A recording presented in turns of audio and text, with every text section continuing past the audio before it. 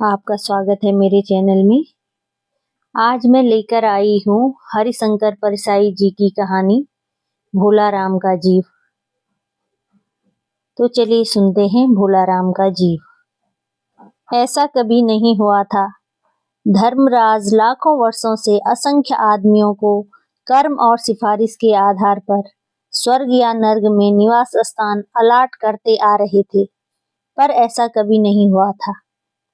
सामने बैठे चित्रगुप्त बार बार चश्मा पोंछ, बार बार थूक से पन्ने पलट रजिस्टर देख रहे थे। गलती पकड़ में नहीं आ रही थी। आखिर उन्होंने खींचकर रजिस्टर इतने जोर से बंद किया कि मक्खी चपेट में आ गई। उसे निकालते हुए वो बोले, महाराज, रिकॉर्ड सब ठीक है। भोला राम के जीव ने 5 दिन पहले देह त्यागी और यमदूत के साथ इस लोक के लिए रवाना भी हुआ, पर यहाँ अभी तक नहीं पहुंचा। धर्मराज ने पूछा, और वह दूत कहाँ है? महाराज, वह भी लापता है।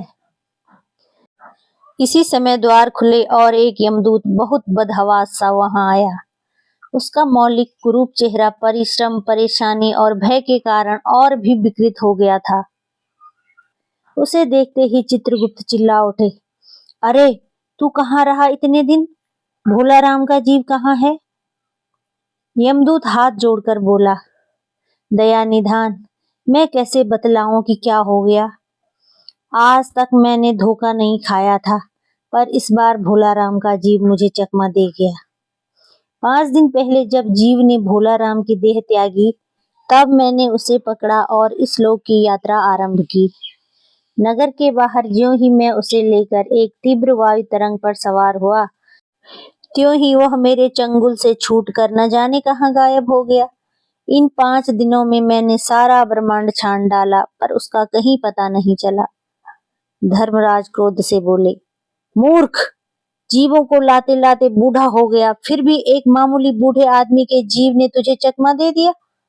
दूत ने सिर झुकाकर कहा, महाराज, मेरी सावधानी में बिल्कुल कसर नहीं थी। मेरे इन अभ्यस्त हाथों से अच्छे अच्छे वकील भी नहीं छूट सके, पर इस बार तो कोई इंद्रजाल ही हो गया। चित्रगुप्त ने कहा, महाराज, आजकल पृथ्वी पर इस प्रकार का व्यापार बहुत चल रहा है। लोग दोस्तों को फल भेजते हैं और वे रास्ते में ही रेल वाले उड़ा लेते हैं। हौजरी के पार्सलों के मौजे रेलवे अफसर पहनते हैं। मालगाड़ी के डब्बे रास्ते में कट जाते हैं। एक बात और हो रही है, राजनीतिक दलों के नेता विरोधी नेता को उड़ाकर कहीं बंद कर देते हैं। कहीं भोलाराम के जीव को भी तो किसी विरोधी ने मरने के बाद भी खराबी करने के लिए नहीं उड़ा दिया। धर्मराज ने व्यंग से चित्रगुप्त की ओर देखते हुए कहा, तुम्हारी भी रिटायर होने की उम्र आ गई। भला भोला राम जैसे नगण्य दीन आदमी से किसी को क्या लेना देना। इसी समय कहीं से घूमते फिरते नारद मुनि वहां आ गए। धर्मराज को गुमसुम बैठे देख बोले, क्यों धर्मराज, कैसे चिंतित बैठे हैं? क्या नर्क में निवास स्थान की समस्या अभी हल नहीं हुई? धर्मराज ने कहा, वहां की समस्या तो कभी की हल हो गई मुनिवर। नर्क में पिछले सालों में बड़े गुणी कारीगर आ गए हैं। कई इमारतों के ठेकेदार हैं, जिन्होंने पूरे पैसे लेकर रद्दी इमारतें बनाई। बड़े बड़े इंजीनियर भी आ गए हैं, जिन्होंने ठेकेदारों से मिलकर भारत की पंचवर्षीय योजनाओं का पैसा खाया। ओवरसीयर हैं, जिन्होंने उन मजदूरों की हाजिरी भरकर पैसा हड़पा जो कभी काम पर गए ही नहीं। इन्होंने बहुत जल्दी से नर्क में कई इमारतें तान दी हैं। वह समस्या तो हल हो गई। भोला राम नाम के एक आदमी की 5 दिन पहले मृत्यु हुई। उसके जीव को यह दूत यहाँ ला रहा था कि जीव इसे रास्ते में चकमा देकर भाग गया। इसने सारा ब्रह्मांड छान डाला, पर वह कहीं नहीं मिला। अगर ऐसा होने लगा तो पाप पुण्य का भेद ही मिट जाएगा।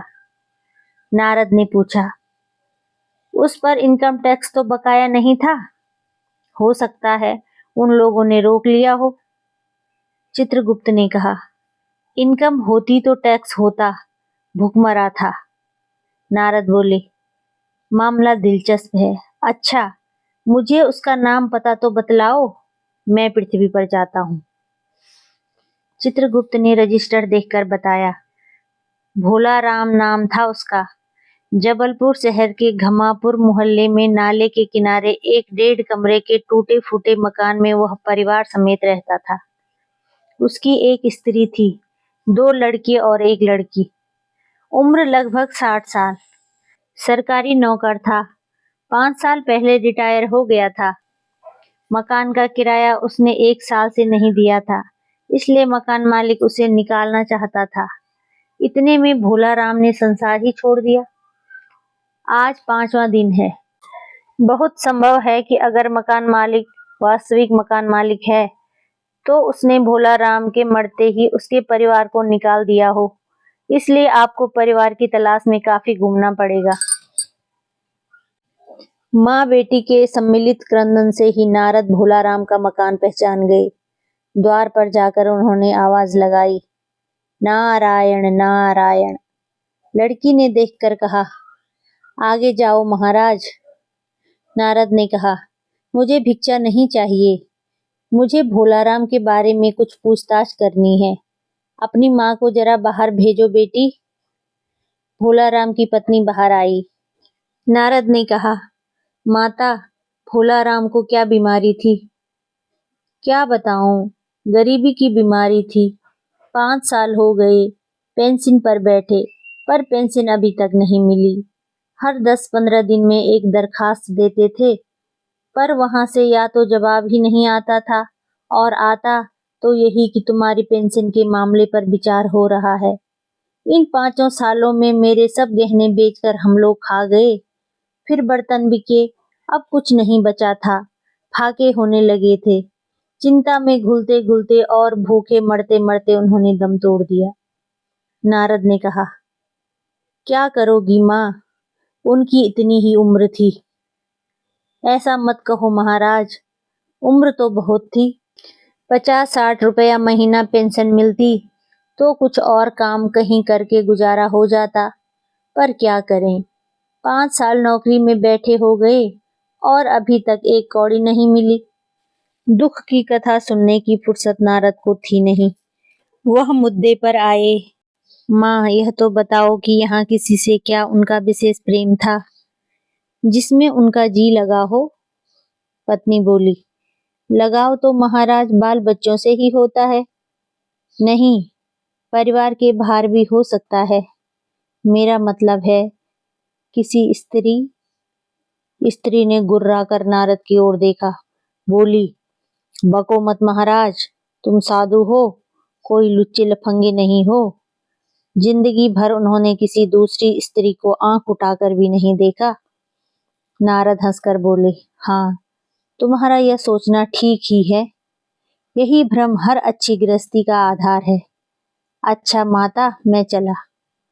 स्त्री ने कहा, महाराज, आप तो साधु हैं, सिद्ध पुरुष हैं, कुछ ऐसा नहीं कर सकते कि उनकी रुकी हुई पेंशन मिल जाए? इन बच्चों का पेट कुछ दिन भर जाएगा। नारद को दया आ गई थी। वह कहने लगे, साधुओं की बात कौन मानता है? मेरा यहाँ कोई मठ तो है नहीं, फिर भी मैं सरकारी दफ्तर में जाकर कोशिश करूंगा। वहां से चलकर नारद सरकारी दफ्तर में पहुंचे। वहां पहले ही कमरे में बैठे बाबू से उन्होंने भोला राम के केस के बारे में बातें की।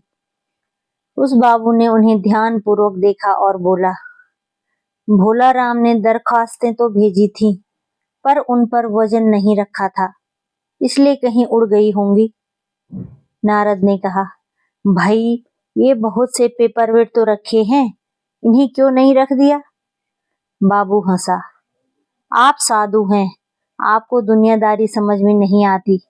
दरख्वास्तें पेपरवेट से नहीं दबती। खैर, आप उस कमरे में बैठे बाबू से मिलिए। नारद उस बाबू के पास गए।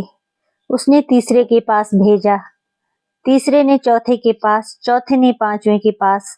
जब नारद 25-30 बाबुओं और अफसरों के पास घूम आए, तब एक चपरासी ने कहा, महाराज, आप क्यों इस झंझट में पड़ गए? अगर आप साल भर भी यहाँ चक्कर लगाते रहें तो भी काम नहीं होगा। आप तो सीधे बड़े साहब से मिलिए, उन्हें खुश कर लिया तो अभी काम हो जाएगा। नारद बड़े साहब के कमरे में पहुंचे। बाहर चपरासी ऊँघ रहा था, इसलिए उन्हें किसी ने छेड़ा नहीं। उन्हें बिना विजिटिंग कार्ड के आया देख साहब बड़े नाराज हुए। बोले, इसे कोई मंदिर वंदिर समझ लिया है क्या? धड़धड़ाते चले आए। चिट क्यों नहीं भेजी? नारद ने कहा। कैसे भेजता, चपरासी सो रहा है। क्या काम है? साहब ने रौब से पूछा। नारद ने भोलाराम का पेंशन केस बतलाया। साहब बोले, आप हैं बैरागी, दफ्तरों के रीति रिवाज नहीं जानते। असल में भोलाराम ने गलती की। भाई यह भी एक मंदिर है, यहाँ भी दान पुण्य करना पड़ता है, भेंट चढ़ानी पड़ती है। आप भोलाराम की आत्मीय मालूम होते हैं। भोलाराम की दरख्वास्तें उड़ रही हैं, उन पर वजन रखिए। नारद ने सोचा कि फिर यहाँ वजन की समस्या खड़ी हो गई। साहब बोले, भाई सरकारी पैसे का मामला है, पेंशन का केस 20 दफ्तरों में जाता है, देर लग ही जाती है। 20 बार एक ही बात को 20 जगह लिखना पड़ता है, तब पक्की होती है। जितनी पेंशन मिलती है उतनी कीमत की स्टेशनरी लग जाती है। हाँ, जल्दी भी हो सकती है, मगर। साहब रुके। नारद ने कहा, मगर क्या? साहब ने कुटिल मुस्कान के साथ कहा, मगर वजन चाहिए। आप समझे नहीं। जैसे आपकी यह सुंदर वीणा है, इसका भी वजन भोलाराम की दरख्वास्त पर रखा जा सकता है। मेरी लड़की गाना बजाना सीखती है, यह मैं उसे दे दूंगा। साधुओं की वीणा से तो और अच्छे स्वर निकलते हैं। लड़की जल्दी संगीत सीख गई तो उसकी शादी हो जाएगी। नारद अपनी वीणा छीनते देखकर जरा घबराए, पर फिर संभल कर उन्होंने वीणा टेबल पर रखकर कहा, यह लीजिए, अब जरा जल्दी उसकी पेंशन का ऑर्डर निकाल दीजिए। साहब ने प्रसन्नता से उन्हें कुर्सी दी, वीणा को एक कोने में रखा और घंटी बजाई। चपरासी हाजिर हुआ।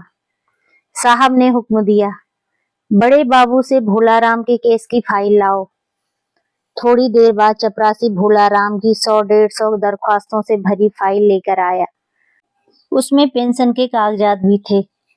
साहब ने फाइल पर का नाम देखा और निश्चित करने के लिए पूछा, क्या नाम बताया साधु जी आपने? नारद ने समझा कि साहब कुछ ऊंचा सुनते हैं, इसलिए जोर से बोले, भोलाराम। सहसा फाइल में से आवाज आई, कौन पुकार रहा है मुझे? पोस्टमैन है क्या? पेंशन का ऑर्डर आ गया? साहब घबराकर कुर्सी से लुढ़क गए। नारद भी चौंके, पर दूसरे ही क्षण बात समझ गए। बोले, भोलाराम, तुम क्या भोलाराम के जीव हो? हाँ, आवाज आई। नारद ने कहा, मैं नारद हूँ, मैं तुम्हें लेने आया हूँ। चलो, स्वर्ग में तुम्हारा इंतजार हो रहा है। आवाज आई, मुझे नहीं जाना, मैं तो पेंशन की दरख्वास्तों में अटका हूँ। यही मेरा मन लगा है, मैं अपनी दरखास्तें छोड़कर नहीं जा सकता। भोलाराम का जीव। यह कहानी हरिशंकर परसाई जी द्वारा लिखी हुई एक व्यंग्य कहानी है। अगर आपको आगे भी ऐसी कहानियां सुननी हैं, तो प्लीज कमेंट करके बताइए कि आपको अगली कहानी कौन सी सुननी है। फिर मिलते हैं अगली कहानी के साथ।